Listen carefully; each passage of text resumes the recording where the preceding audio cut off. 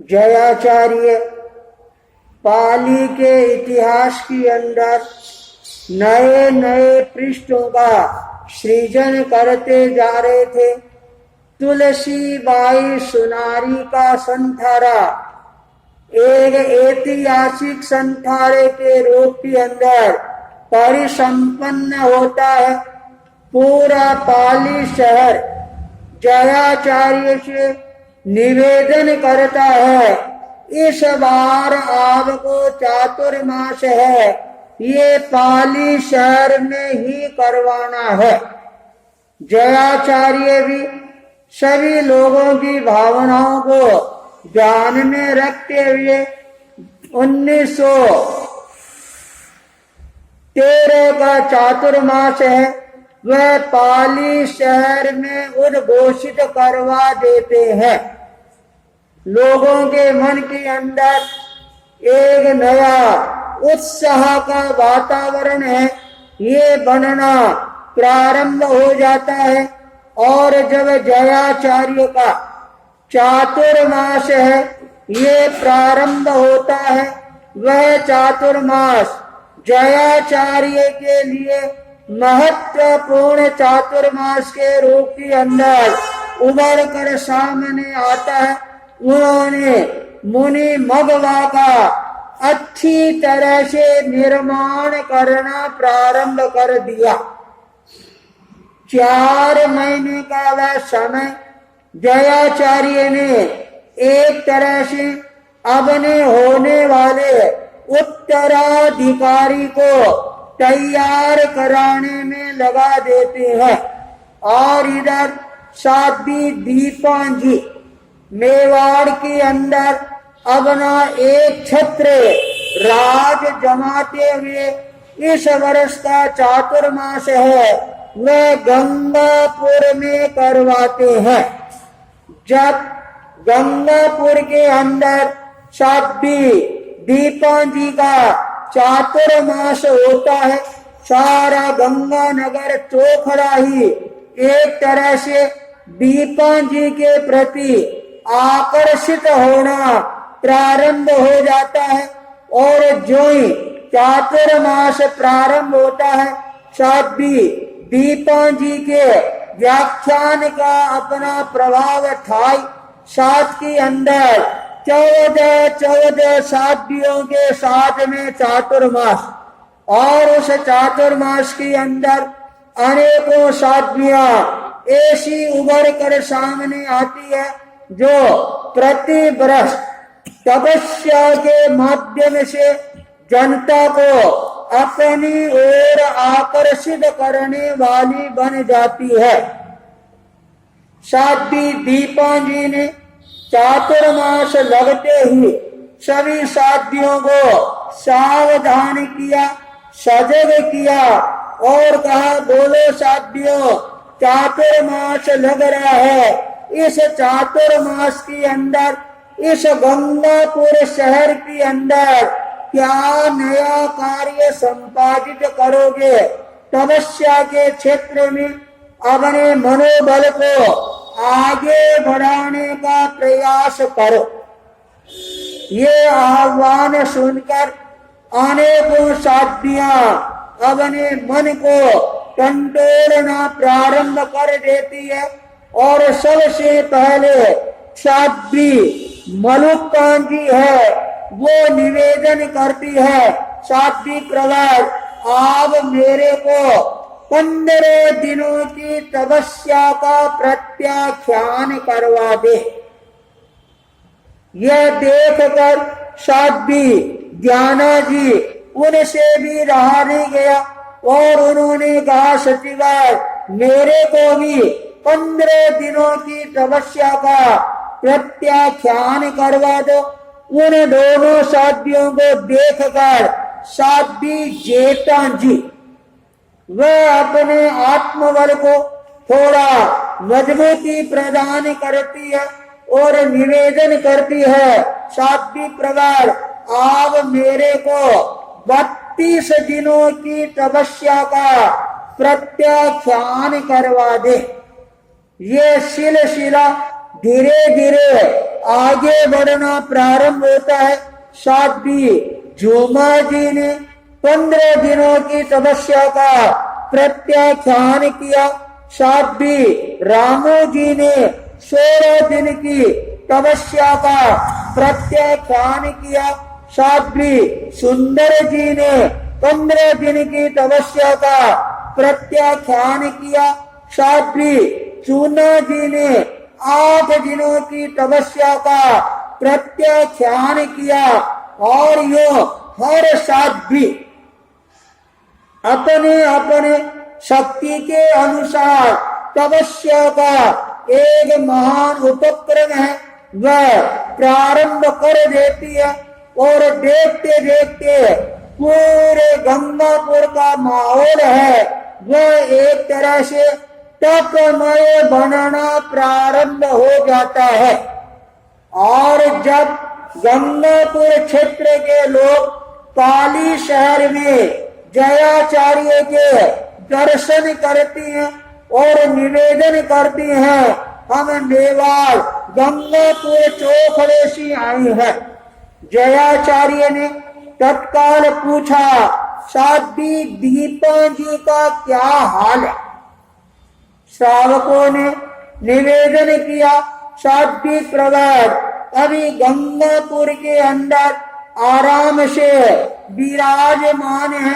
और साध्वी प्रवर के साथ के अंदर जो साध्वियां हैं 14 साध्वियों में से 7 साध्वियां हैं वो अपने जीवन के अंदर तपस्या का अनुष्ठान है ये करना प्रारंभ कर चुकी है। जयाचार्य ने कहा अच्छा 14 में से 7 साध्वियों ने तपस्या ही प्रारंभ कर दी। लगता है गंगापुर के अंदर इस बार तपस्या की गंगा है ये प्रवाहवान बनती जा रही है। साध्वी दीपा जी का अपने आप के अंदर यह एक बहुत बड़ा प्रभाव और शक्ति थी। वो जो एक बार जिसको तपस्या के लिए कह देती वो व्यक्ति अपनी आप ही तपस्या करने के लिए तैयार हो जाता था।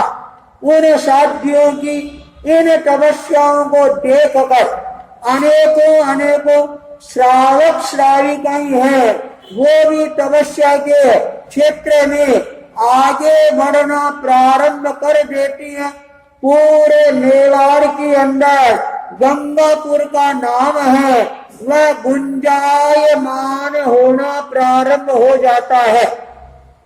जयाचार्य ने भी पाली शहर के अंदर जब चातुर्मास किया संतों के अंदर साध्यों के अंदर भी तपस्या की भावना जगती है। श्रावक श्राविकाएं भी सुनारी की प्रेरणा लेकर और तुलसी सुनारी की तरह अपने जीवन को तपस्या के क्षेत्र में आगे बढ़ाना प्रारंभ कर देती है। तो ये चातुर्मास जयाचार्य के लिए मुनि मगवा के लिए और पाली शहर के श्रावक और श्राविकाओं के लिए बहुत ही ज्यादा महत्वपूर्ण और प्रेरणादायी बन जाता है। चातुर्मास जब परिसंपन्न होता है और उसके बाद में जयाचार्य ने अपने वहां से विहार करने का मानस है ये बनाना प्रारंभ किया। पाली के श्रावकों ने देखा चातुर्मास है ये अब पूरा होने की तैयारी में जयाचार्य विहार कर जाएंगे। कुछ समय के लिए जयाचार्य यदि पाली शहर में और विराजे तो अच्छा रहेगा। ये जब बात वो कहती है तब जयाचार्य ने कहा चलो कोई बात नहीं है तुम्हारा इतना मन है तो कुछ समय हम इस पाली के चोखड़े की अंदर और लगाने का प्रयास करेंगे। जयाचार्य पाली से बिहार करवाती हैं और खेरवा गांव में पधारते हैं। जब खेरवा में पधारती हैं तो वहाँ का श्रावक समाज है वह और ज्यादा हर्षित हो जाता है, प्रफुल्लित हो जाता है। और योग ऐसा मिला जब जयाचार्य खेरवा की अंदर पधारते हैं तो वहाँ पर सरदार सती है वह अचानक बीमार हो जाती है। बीमार भी होती है तो ऐसी होती है मोती जरा निकल जाता है, जिसके कारण जयाचार्य को खेरवा गांव में 1 महीने तक लंबा प्रवास है वह प्रवास करना पड़ता है। जब 1 महीने का समय पूरा होता है, सरदार सती का मोती जरा है ये धीरे धीरे ठीक होता है और अचानक स्वयं जयाचार्य की आंखों के अंदर एक बीमारी है वह घेर लेती है। उस बीमारी के कारण जयाचार्य को कुछ समय के लिए और खेरवा गांव में विराजना पड़ा। जब चतुर्दशी का दिन आता है और जयाचार्य उस समय चतुर्दशी को हाजरी का वांछन है ये जनता के मध्य करना प्रारंभ कर दिया था, पर आंखों की तकलीफ के कारण इस बार हाजरी का वांछन है ये एक समस्या के रूप में उभर कर सामने आती है। तब जयाचार्य ने सोचा अब क्या किया जाए। जयाचार्य मन में चिंतन करती है, जब मैंने 4 महीने में मुनि मगवा को सब दृष्टियों से तैयार कर दिया है, तब मुनि मगवा का उपयोग करने में भी देरी नहीं करनी चाहिए।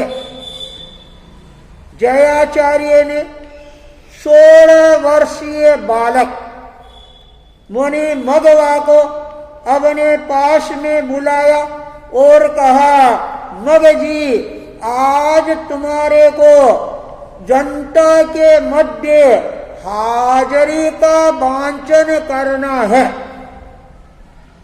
16 वर्षीय बालक एक बार तो यह बात सुनकर चौंक जाता है और मन में विचार कर रहा है, अरे इतने बड़े बड़े संत हैं वो बैठे हुए हैं, फोग जी जैसे संत बेटी हैं, आरक्षण जी जैसे संत बेटी हैं और उनकी जगह मेरे को हाजरी वांछन के लिए जयाचार्य निर्देश दे रही हैं।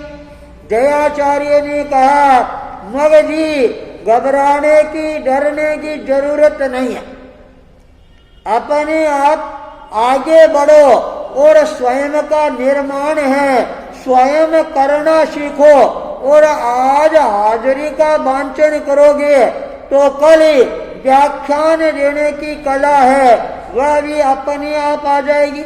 इसलिए ये लो हाजरी के पन्ने और जाओ व्याख्यान में, और ये हाजरी का वांछन है ये आज तुम्हारे को करना है। मुनि मगवा तत्काल अपने दोनों हाथों को जोड़ता है और निवेदन करता है, गुरुदेव जैसी आपकी आज्ञा, जैसी आपकी मर्जी उसके अनुसार मैं अपने जीवन को आगे बढ़ाने का प्रयास करूंगा।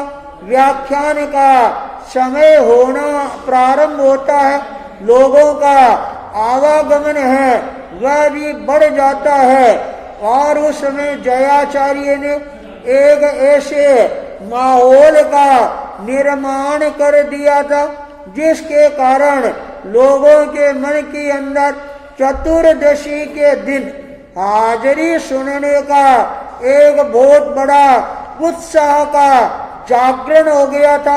हाजिरी श्रवण करने के लिए लोग अपने आप दूर दूर से चला कर आते थे। और जब आज मुनि मघवा ने हाजिरी का वांचन करना प्रारंभ किया और वह हाजिरी को इस तरह से बांचते हैं, सारे लोग मन के अंदर एक नई तृप्ति का अनुभव करना प्रारंभ कर देते हैं। जयाचार्य आंखों में तकलीफ होते हुए भी मुनि मघवा के मुखार बिंद से जो हाजिरी है वह अवश्य ही ध्यान लगाकर सुनते हैं।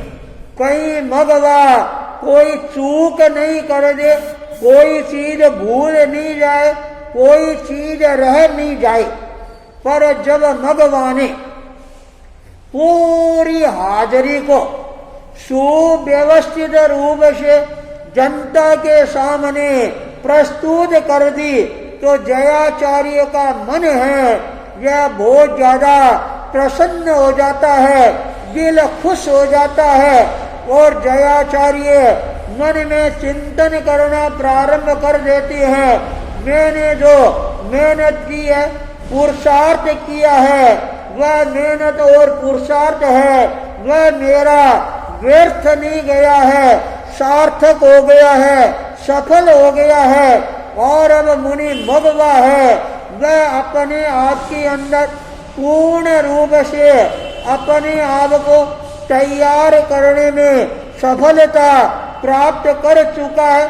मुनि मघवा जब प्रवचन स्थल पर जाती हैं उस समय उनके मन के अंदर एक थोड़ा संकोच का अनुभव भी हो रहा था।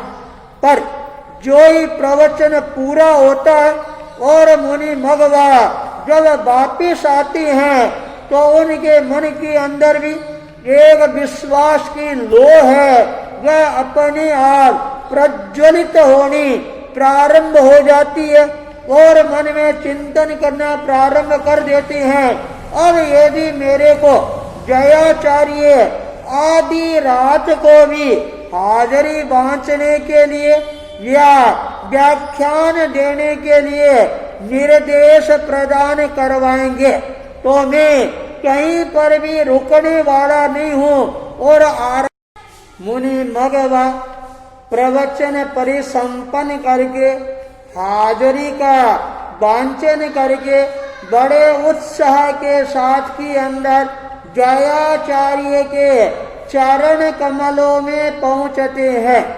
जयाचार्य के जो ही चरणों के अंदर अपना मस्तक रखती हैं, जयाचार्य का वरद हस्त है वह अपने आप ही उसके मस्तक पर आ जाता है।